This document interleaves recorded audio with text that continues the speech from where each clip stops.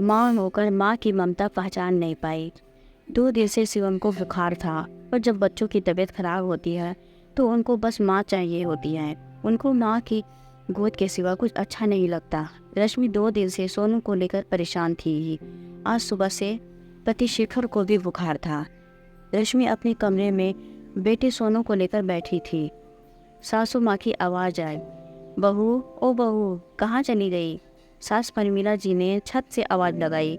हाँ माँ, बोलते हुए सामान पकड़ लेना, मैं सीढ़ी से उतर नहीं पा रही। माँ जी, सोनू मेरे गोद में लेटा है, मैं कैसे आऊँ? रश्मि ने कहा। शेखर, जरा आप ही पकड़ लीजिए, रश्मि ने अपने पति से कहा। शेखर उठकर जब सामान पकड़ने गया तो परमीला जी बोली, बेटा तुम क्यों आ गए? तुम्हें बुखार चढ़ा था आज सुबह, बहू को भेज देते। माँ, अभी मेरा बुखार ठीक है, सोनू को फिर बुखार आ गया है, वो रश्मि की गोद में लेटा है। रश्मि कैसे आती? शेखर ने कहा। अरे तो उसे बिस्तर पर लिटा देती, उसे दिख नहीं रहा तुम्हें अभी इतनी तेज बुखार था, वो क्या समझेगी एक माँ का दर्द, परमीला जी ने गुस्से में कहा। ये सब बातें रश्मि सुन रही थी, फिर भी उसने नज़रअंदाज कर दिया, क्योंकि अभी वो कोई बात का बतंगड़ नहीं बनाना चाहती थी। और उसका 2 साल का बेटा सोनू 2 दिन से बीमार था, तो रश्मि उसको ध्यान देने में लग गई। थोड़ी देर बाद फिर परमीला जी ने रश्मि पर चिल्लाते हुए बोली, बच्चे को लिटा दो, शेखर के लिए हल्का खिचड़ी या दलिया कुछ बना कर दो, उसे दवा भी तो खाना होगा। माँ जी, मुझे याद है शेखर को दवा खानी है, लेकिन ना जी, जैसे मैं जाने को होती हूँ सोनू रोने लगता है, कह रहा है मम्मा मेरे पास ही रहो, बुखार भी बहुत तेज है। बुखार में बच्चे कहाँ माँ को छोड़ते हैं, गोद में ही रहना चाहते हैं। ये थोड़ा सो जाए तो मैं बना दूंगी, रश्मि ने कहा। दवा खाने का समय निकल जाएगा तो बनाने से क्या फ़ायदा? शेखर इतनी तकलीफ़ में था, उसे समय पर नाश्ता दवा की ज़रूरत है, और तुम्हें कोई फ़र्क ही नहीं पड़ रहा है। पत्थर दिल हो क्या तुम? सोनू को किसी खिलौने या किसी चीज़ में बहला भी सकती हो, कुछ दे दो खिलौने और तुम जाओ बनाओ, परमीला जी ने रश्मि से कहा। ये सब बात अब रश्मि से बर्दाश्त से बाहर थी, और वो बोल पड़ी, वाह सासू माँ, आपके बच्चे का दर्द और मेरे बच्चे का दर्द वो कुछ नहीं। आप भी माँ हैं, अपने बच्चे के लिए कितना परेशान हो रही है, तब भी आप मेरी भावना नहीं समझ रही।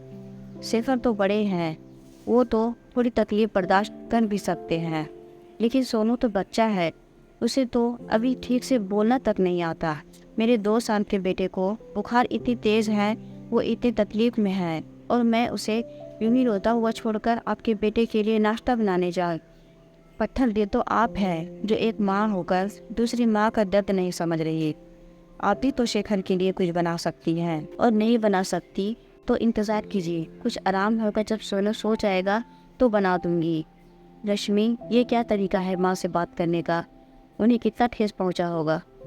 चलो माँ से माफ़ी मांगो, शेखर ने रश्मि से गुस्से में कहा। किस बात की माफ़ी शेखर? मैंने क्या गलत कहा? तुम्हें भी अपने बच्चे की फिक्र नहीं है। सही है, वो माँ है, उन्हें ठेस लग सकती है, और मैं भी तो माँ हूँ, मुझे भी उनके इस रवैये से ठेस पहुँचती है। रश्मि ने कहा, मैंने तो सिर्फ अपना पक्ष रखा, मैंने कोई गलती नहीं की जो मैं माफ़ी मांगूँ। रश्मि ने दृढ़ता से कहा, अगर वो माँ है तो उनको समझना चाहिए, आप तो बड़े हैं, लेकिन शिवम तो अभी बच्चा है, ज़्यादा केयर की ज़रूरत उसको है इस वक्त। शेखर कुछ बोलने ही वाला था कि परमीला जी बहू की बात सुन बोल पड़ी।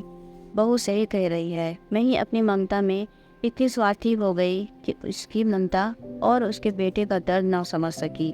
मुझे समझना चाहिए था, वो तो मासूम है, उससे क्या तकलीफ़ है, वो तो बात भी नहीं कर सकता। फिर सोनू को संभाल, मैं दोनों के लिए कुछ खाने को बनाती हूँ। परमीला जी रसोई घर की तरफ चली गई।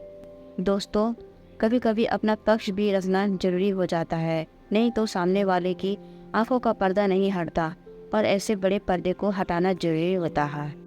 दोस्तों, इस कहानी के बारे में आपकी क्या राय है, कमेंट करके ज़रूर बताइएगा हमें।